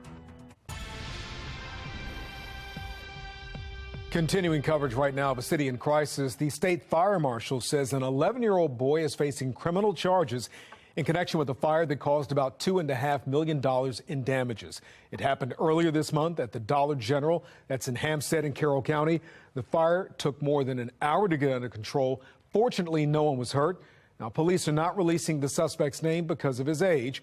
A Carroll County prosecutor charged the boy with first-degree arson, then released him to the custody of his parents. Well, that incident is one of many recent crimes allegedly committed by or against children involving kids in our area. As many say, more needs to be done. Prince George's County is cracking down on juvenile crime and sending a strong message to young people that starts and ends with accountability. It's a message some would argue we're lacking here in Baltimore City, and the consequences are deadly. We are arresting and rearresting the same children and adults who are committing crimes in our community. In Prince George's County, enforcement of a curfew began this past weekend in response to an increase in violent crime among young people, many of them repeat offenders. In short, we have an accountability problem in our county. After the deadliest month in the county's history, County Executive Angela Alsobrooks isn't holding back, voicing criticism of the court for not holding juveniles accountable. It's clear that the problem is what happens after the arrest, or in our case, what doesn't happen. The police chief echoing a similar sentiment, saying his officers are growing increasingly frustrated, arresting the same juveniles over and over. He says they're doing their part, but when they pass the baton, it's continually dropped. Only so long can you have police going through a system where they continually arrest and bring people back around in a circle to release to further victimize residents of our county. We also learned there was a shakeup in PG County Circuit Court. A judge reassigned to a different docket after claims from multiple elected officials he was too lenient on juveniles. Meanwhile, in Baltimore, juvenile crime is also plaguing the city, and so are repeat offenders. This guy was out with not serving any jail time for an armed robbery is just unacceptable. That was Governor Larry Hogan expressing outrage in June over a prior sentence of Austin Davidson, who is charged with the murder of a Wicomico County Sheriff's deputy. Davidson had been charged in Baltimore as a teenager with armed robbery, but a judge allowed him back on the streets. Experts agree it comes down to consequences and say at least in Baltimore, it doesn't seem there are any for young people. Clearly, the focus in the leadership of the city and really in the leadership of the state in the General Assembly has been sort of some of the softer approaches that are consistent with, again, juvenile delinquency, not with hardcore violent crimes, which is really what we're talking about here: street robberies, carjackings, shootings, and murders. Former Deputy Police Commissioner of the Baltimore Police Department, Jason Johnson, says it takes a collaborative effort between all agencies to truly break the vicious cycle of violence. If we arrest kids, 15, 16-year-olds for committing a robbery or a carjacking, for example, and they're right back out on the street, they're going to commit more. I mean, we see it happen all the time. So there really does need to be some real accountability. In Annapolis just last session, there was a push for greater judicial transparency from Governor Hogan. The bill was ultimately watered down throughout the session, and some argue now it isn't nearly transparent enough. Much like Prince George's County, Baltimore does have a curfew for young people on the books, but the city doesn't enforce it. The police commissioner says they're not sure how to enforce that law, especially with the shortage of officers. Well, that brings us to our question of the day. Are city leaders honest about problems facing Baltimore? So far, those of you who voted say no. Most of those of you who voted say no. We want to hear what you think. Go to foxbaltimore.com/vote to make your voice heard. Baltimore police are investigating a deadly shooting from over the weekend. Just before 1 yesterday afternoon, officers found a woman who had been shot in the head near Tyrone Street and Frederick Avenue. She was pronounced dead at the scene. Anyone with information on the shooting should contact Baltimore police. Well, Baltimore police have a man in custody right now in connection with a homicide last December. Officers say they arrested 46-year-old Michael Harvey on an open homicide warrant after identifying him during a traffic stop on Liberty Heights Avenue in Northwest Baltimore Thursday. Harvey is charged with the killing of 29-year-old Aaron Adams on Lawrence Street near Pennsylvania Avenue a week before Christmas last year. He faces life in prison if convicted. The crime crisis continues to add up in Baltimore. Police saying from Friday through Sunday there were 7 shootings, 2 lives were lost, and 6 other people are hurt. There were also 22 robberies in the city. So far this year, 246 people have been killed in Baltimore. 521 others have been shot and survived. Those numbers are significantly higher than last year at this time, when we had 236 killings and 476 non-fatal shootings. Well, football season is back, and many sports fans are eager to place bets on their favorite team. Now, after months of waiting, you'll be able to do that with wagers online. Fox 45's Mackenzie Frost explains.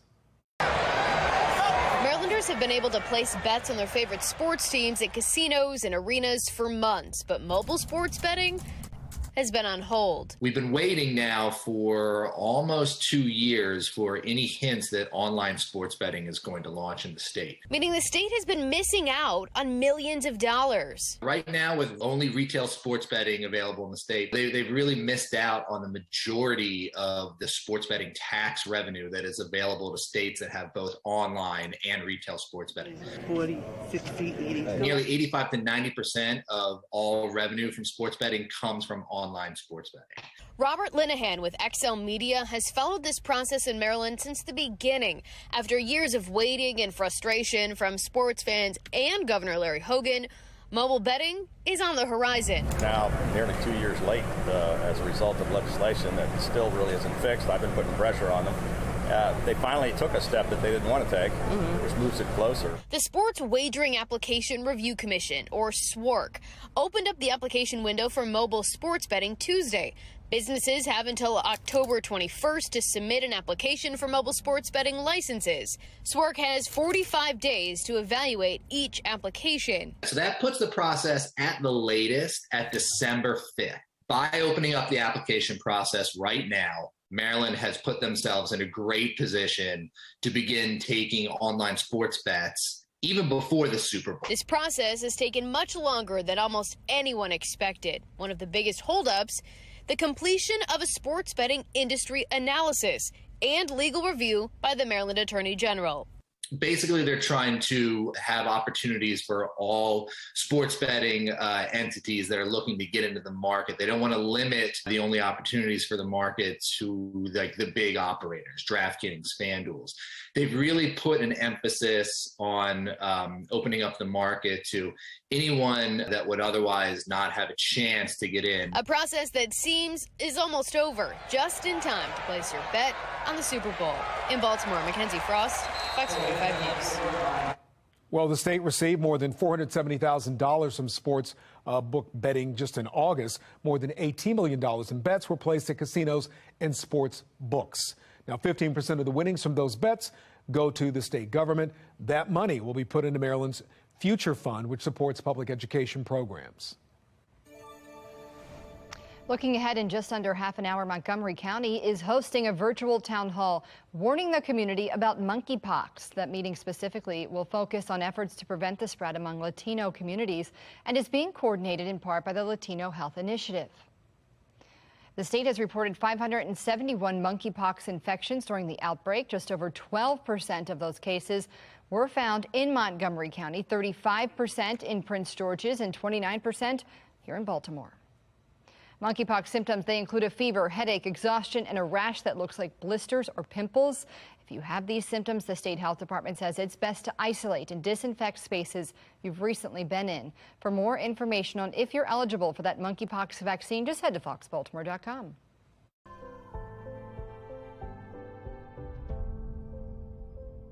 I think that it's important that we honor her as is due to our Queen. I think it's important that we reflect her life adequately. The United Kingdom is in mourning as Queen Elizabeth makes her final journey. The procession of the Queen's coffin made its way to Giles Cathedral in Edinburgh, Scotland. Thousands lined the route as King Charles and his siblings walked behind the hearse. The Queen will be buried next to her husband, Philip, at Windsor Castle. Charles was officially proclaimed king on Saturday, and he's called for a period of mourning to last through his mother's funeral. President Biden and the First Lady have formally accepted the invitation to Queen Elizabeth's II's funeral next week. Buckingham Palace invited only the first couple due to limited space and did not offer the Bidens an opportunity to bring a delegation as well. The funeral is scheduled for Monday, September 19th at Westminster Abbey. I'm Scott Thuman in Washington. America sending more money and weapons to Ukraine with proof it's paying off, but Americans also paying more for energy as the war wages on. And we continue under weather alert for our area. We've got the potential of not only flooding, but also some severe weather as storms roll in. I'm going to let you know how long this is going to last, and we're going to time it out minute by minute, hour by hour through the end. Your afternoon commute coming up in my Weather Authority forecast.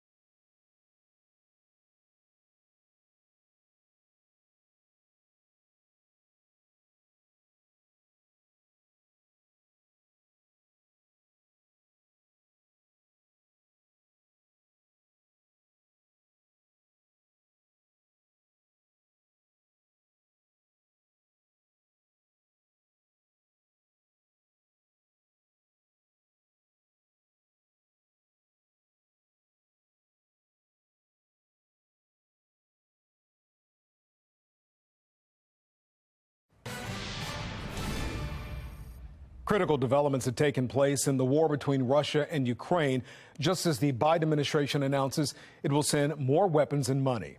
National correspondent Scott Thuman has details. Scenes of triumph in Ukraine, the military raising flags and making notable strides in pushing Russia back and retaking territory previously lost. The U.S., one of Ukraine's biggest backers in the war, encouraged. We've all been impressed. Their willingness to stand up to a much larger, much stronger force. Relying on U.S. intelligence, Ukraine's reportedly recovered 1,000 square miles and revealing more atrocities against civilians, which could prompt the United Nations during this week's General Assembly to pursue more investigations. We are recording war crimes in almost every village. To combat that, just last week, the Pentagon announced it was sending another $675 million worth of American weapons for Ukraine's use. In addition, the State Department told Congress it intends to provide another $2 billion in long-term investment, $1 billion for Ukraine, the other for 18 of Ukraine's regional neighbors. In total, the U.S. has already committed $15.2 billion in assistance just since January of last year. We recently asked former Special Representative to Ukraine Kurt Volker about some criticisms of that hefty price tag. Is it being misspent? Is it being misused? It's not at the moment. Mostly what we're doing is we're giving the money to the Pentagon, which is giving it to U.S. defense industry. So we're not actually giving Ukrainians cash. We're giving them weapons.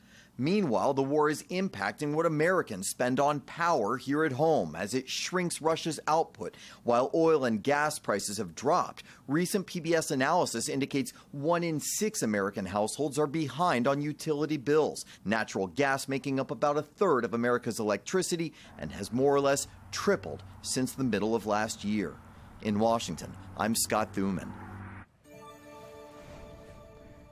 In top stories right now, consumer prices have appeared to slightly go up moderately. The slowdown of inflation is driven primarily by lower gas prices. Now, those prices have been seen in other sectors as well, including food, which remains high. The Federal Reserve is preparing for another large interest rate hike, which could further slow inflation.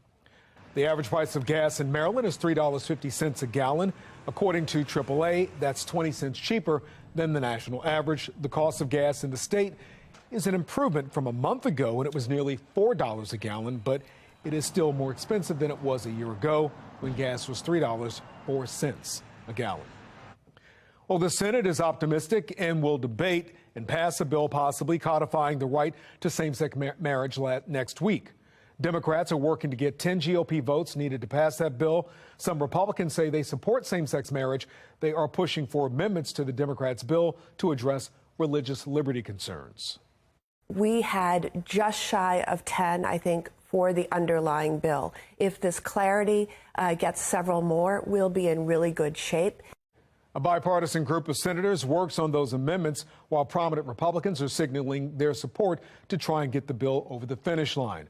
More than 400 former and current GOP officials signed a letter backing the bill as part of a new campaign.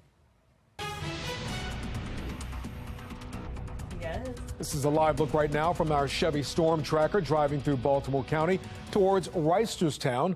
Some large puddles out there right now with rain kind of on again, off again. Right now it looks like the wipers are on, so we're seeing some rain. Tonight there are flood warnings in effect, so you should be mindful of that if you're out on the roads. Right, Jonathan? Yeah, you bet. Kai, a couple of flood warnings now in effect north of Baltimore right now, Baltimore County. Phoenix area, we had one right there near the area of Long Green. Okay. And then there's another one right not too far from where our Chevy Storm Tracker is. So if you see water crossing, when you're crossing over the road, turn around, find alternate route. So here, let's go ahead, take a look at what's going on. You can see the 2 flood warnings that are boxed in. There's one not too far from Phoenix, right around Baldwin. This is going to go until 10:15 p.m. There's another one north of Randallstown, and this area of red. This is a pretty good downpour that keeps us in a flood warning right around Reisterstown to Randallstown, Owings Mills. This is going to keep us, again, in a flood warning till 11:30 p.m. this evening. And then there's more heavy rain that's down to the south from Columbia, I-70 to Laurel. And really all the way down toward D.C. So if you're traveling south on 95, all kinds of trouble this evening for the PM commute. You see it all solidifying into kind of a line, and then it will be moving east. So I think by about 9, 10 o'clock tonight, most of it slides east of Baltimore, and we'll see a lot of these watches beginning to get shaved down. But for now, we do have a flood watch in effect through midnight tonight for the entire area, except for the eastern shore. Also, marginal level 1 risk of severe weather through midnight tonight for the entire area, with heavy rain, gusty, damaging winds, maybe even some hail or a spin-up tornado a possibility as this latest weather maker moves through, with a cold front slicing into this very sticky, humid, soupy atmosphere. The storms come, they go. Shortly after midnight, the drier air begins to move in. The transition zone moves out, and that's going to mean for us a much better looking day for tomorrow. Mile 1 Towson cam right now. The sky is darkening, 80 degrees as we take a beautiful look at downtown Towson. But again, a little threatening here with that rain rolling through BWI. That's where a report is coming from here. Winds out of the southeast at 5 miles an hour. Dew points in the low 70s. That is a high measure of moisture in the air, and you feel it. It's a bad hair day. Temperature at 80 degrees here in Baltimore, 83 at Elkton, 80 at Laurel. They're the cooler rain-cooled numbers all the way back to Cumberland as well as Pittsburgh, and then even some 60s and low 70s west of that as drier air filters in. Now out in the tropics, 2 low chances of development, one in the eastern Atlantic, another one in the central Atlantic, but both of those, again, on the low side, only a 20% chance of those becoming anything in the next 5 days. Showers and storms solidifying through 6:30 p.m., moving through the city by about 7 to 7:45. By about 8, 9 o'clock this evening, there are the heavier storms on the eastern shore, and then those begin to slide out by about 11 to midnight. And after that, actually, things looking pretty good into tomorrow morning. Temperatures mid to upper 60s to near 70, but that's after we put down a good solid 1 to 2, maybe locally 3 inches of rain. Could have a leftover sprinkle early on Tuesday to start. Then low and mid 80s, sunshine, dry skies, low humidity. That goes all the way through the weekend. All right, Jonathan, thank you. A homecoming cut way too short in week 1. The diagnosis for Ravens cornerback Kyle Fuller's knee injury against the Jets. That's ahead on Sports Unlimited.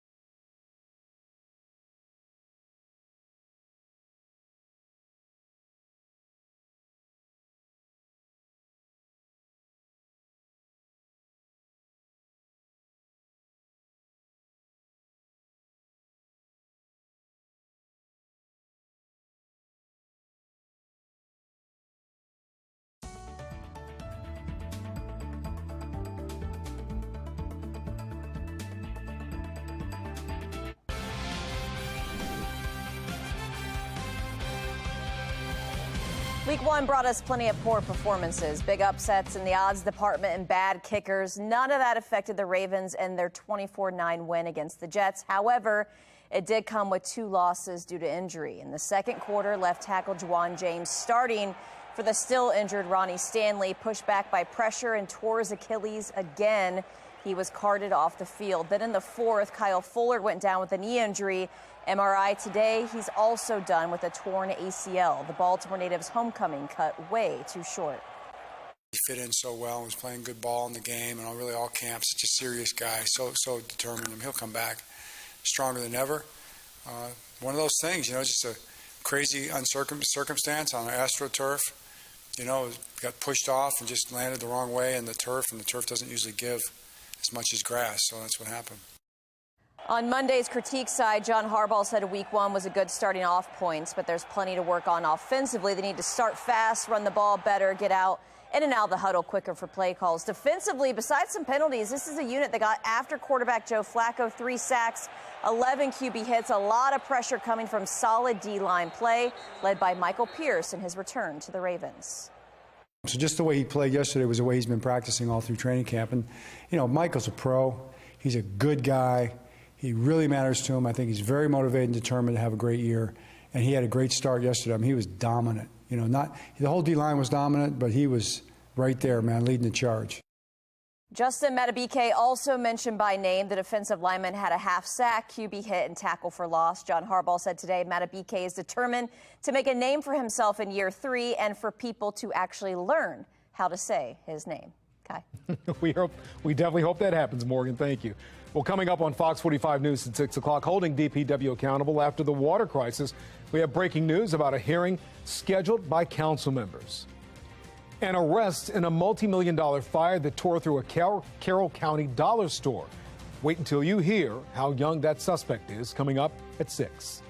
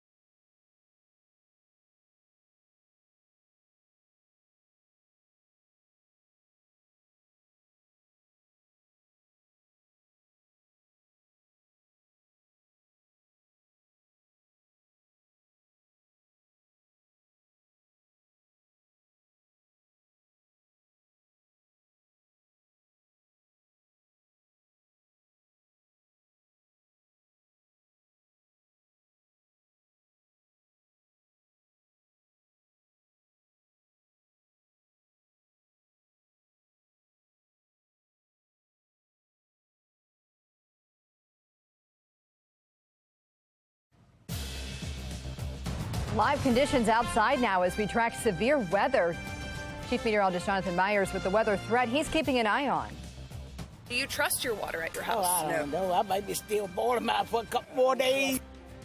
Well, some Baltimore residents still hesitant to drink city water after last week's E. coli contamination. House City Council is demanding accountability from DPW. I'm Scott Thuman in Washington. America sending more money and weapons to Ukraine with proof it's paying off, but Americans also paying more for energy as the war wages on.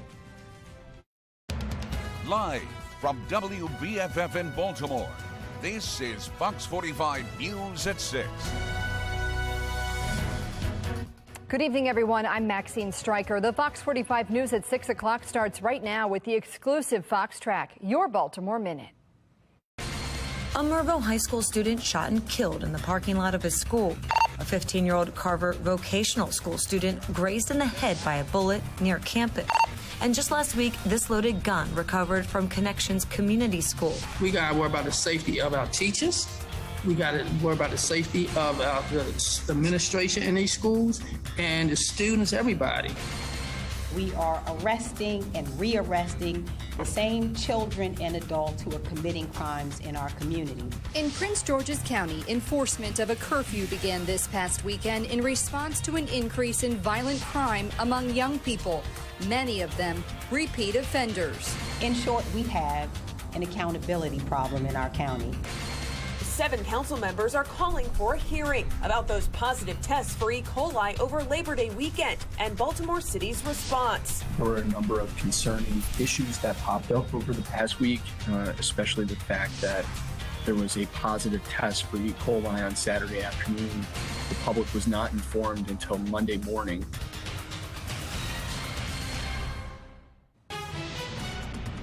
Fox 45 News is on weather alert tonight. We're keeping an eye on a line of storms prompting flood watches and warnings. Also, severe storms can't be ruled out. Chief Meteorologist Jonathan Myers is here with the latest. I think we just heard a little bit of thunder in the studio moments ago. That's right, Maxine. It's coming into Baltimore City, and you could see on some of the images there of some of our roadways from some of our traffic camera network, as well as our storm tracker, some big rain beginning to fall. And I mean, there is no shortage of moisture to work with. So we do have a flood warning that's this is actually from about an hour or two ago, but it continues in effect right here into east central Baltimore County, right around Phoenix, and then Owings Mills and Reisterstown as this line kind of formed and came through your neck of the woods. Also, this is where we have, again, that flood warning that continues in your area, and that's going to be until 11:30 p.m. tonight. So Oregon Ridge all the way back down south to Pickwick, Cheswold, as you're moving pretty much now down toward Baltimore City and at least the northwestern reaches of the city, Woodlawn, and all the way down 95 as you head into the D.C. area, especially into Laurel and really Silver Spring. All of these spots that have these rough commutes, typically, including here in Baltimore at this time of day, even barring rain, well, now you're adding on and tacking on that potential of flooding. We do have a flood watch outside of any of those flood warnings. And on top of this, there's a marginal risk of severe weather, or a level 1 of 5 risk of severe weather that is rolling through as these storms push in and push through the Baltimore metro area. I actually had a tornado warning with some of these down south of D.C. earlier, so it's not out of the question you could see something like that around here. For now, there are no warnings, but we do have that the potential, and we've actually seen those warnings for flooding. That continues to move east into this evening. I'm going to let you know what comes behind it into the overnight, my Weather Authority forecast. All right, thank you, Jonathan. You can also track this weather with our free WBFF Weather Authority app. Just go to your app store and search for WBFF to get started.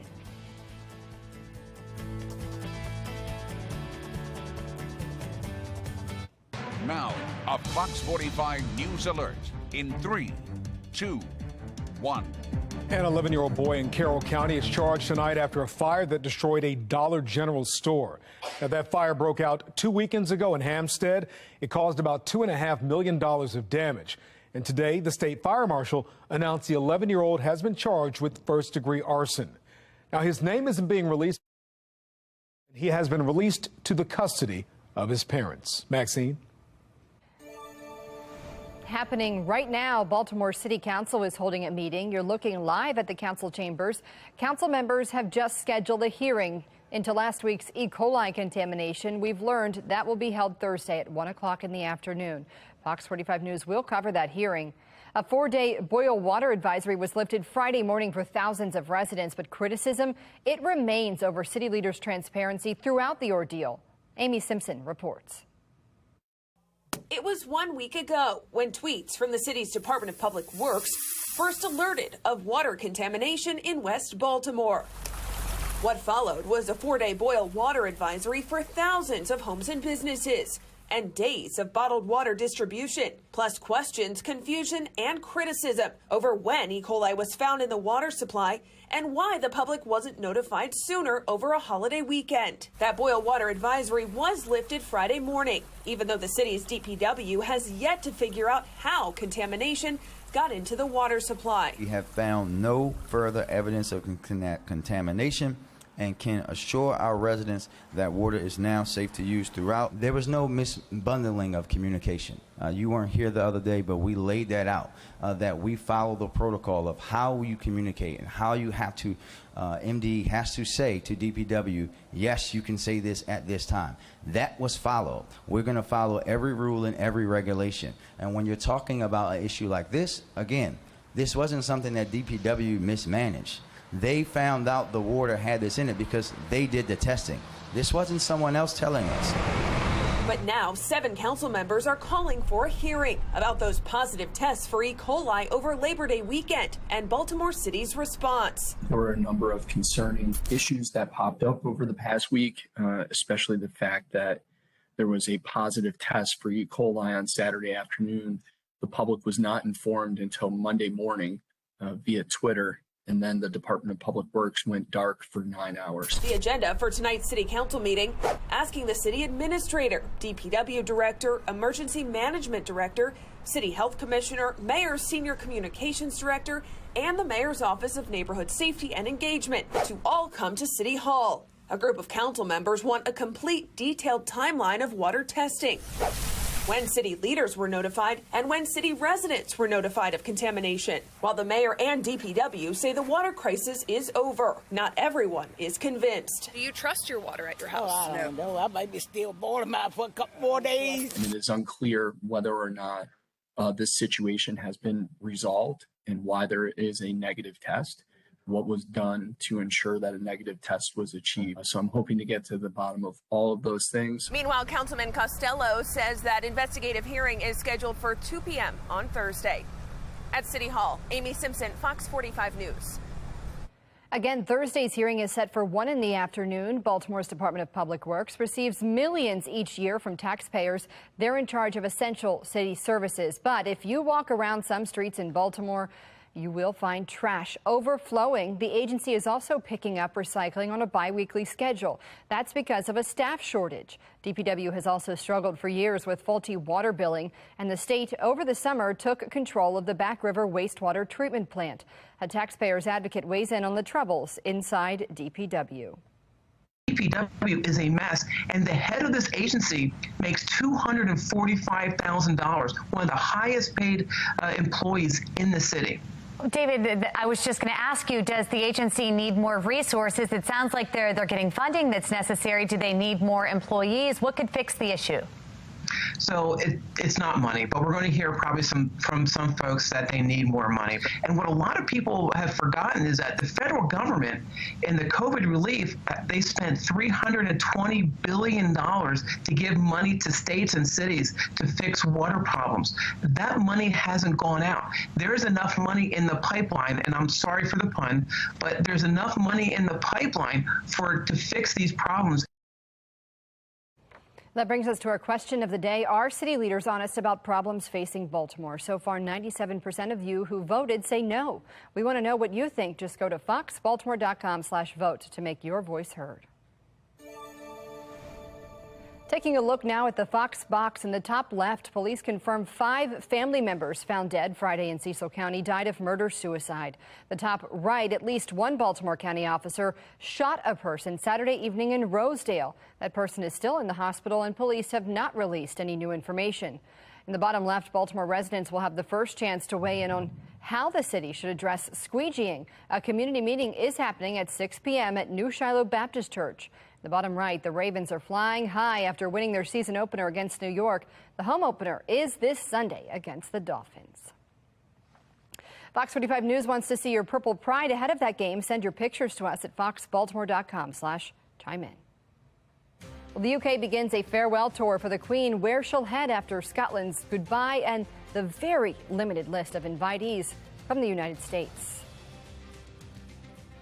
And a nasty line of storms right now, moving all the way from about Phoenix down south to Mays Chapel and approaching the city. I'm going to let you know how heavy the rain's going to be in your neighborhood and when it's going to finally end. My Weather Authority forecast. And a renewed effort to help those who served our nation fight addiction. The new program launching still ahead.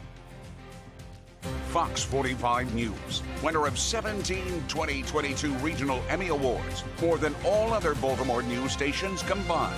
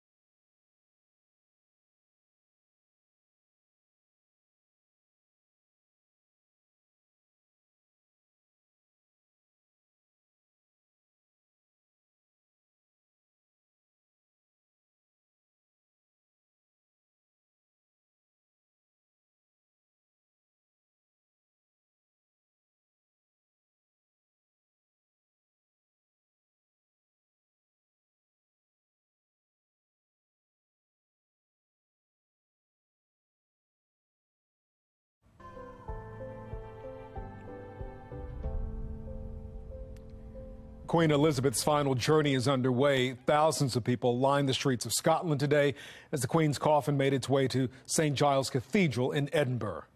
I think that it's important that we honour her as is due to our Queen. I think it's important that we reflect her life adequately. King Charles and his siblings walk behind the hearse, carrying their mother's casket. The Queen will be buried next to her husband, Philip, at Windsor Castle outside London. Charles was officially proclaimed king Saturday. He has called for a period of mourning to last through his mother's funeral. Maxine? Well, and President Biden and the First Lady have formally accepted the invitation to Queen Elizabeth II's funeral next week. CNN is reporting the Buckingham Palace invited only the couple and did not offer the Bidens an opportunity to bring a delegation. Previous state funerals, like for former South African President Nelson Mandela, allowed a sitting president to bring a delegation to that event. The funeral is scheduled for next Monday, September 19th, at Westminster Abbey. The Queen's body will be flown to London tomorrow. Maxine.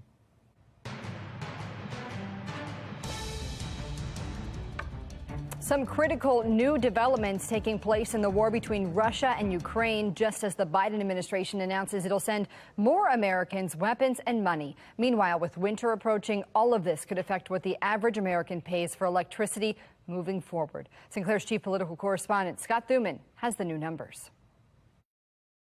The small victories for Ukraine are adding up. More and more regions held for a time by Russian forces now taken back. Some of those gains met with what Ukrainian officials call acts of revenge from Russia. Attacks on critical infrastructure, knocking out power and water. Over the weekend, Ukraine's president projecting confidence about Russia's President Putin.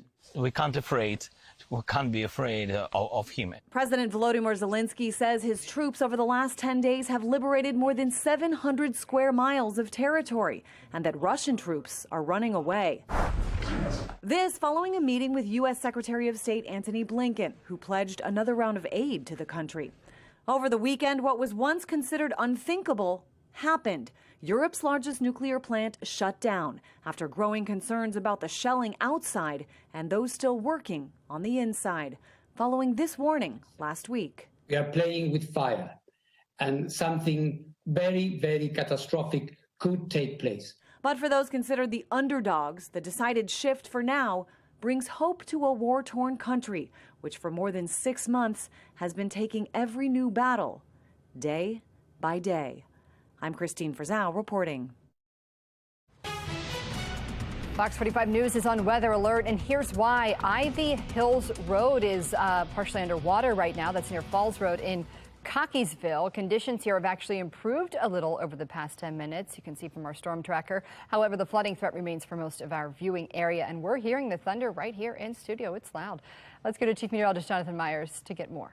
Yeah, and really, Maxine, the biggest problem here is just a sheer volume of rain coming down in a very short period of time, 2 to 3 inches of rain in an hour or two. And you can feel the moisture that we're working with outside. It's just very, very sticky. And our trigger, a cold front, that's our latest weather maker that's moving in. That's actually going to give us some nice weather beyond this.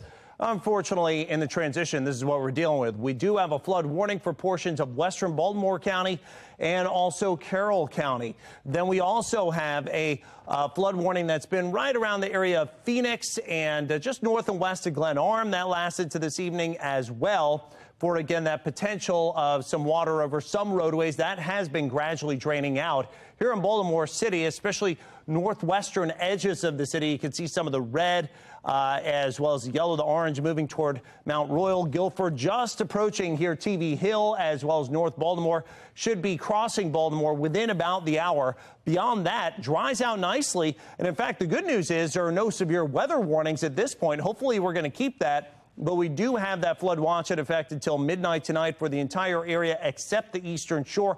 Also, a marginal level 1 of 5 risk of severe weather for the entire area that lasts through midnight. But again, we have not seen any severe weather in our area at this point. South of D.C., there was a tornado warning earlier. Heavy rain, wind, hail. Could even have a spin-up tornado, not out of the question, but as these storms continue to thrust on through here through about 7:45, you see the reds and the purples. That's the most intense activity. That will start to quell our atmosphere a little bit.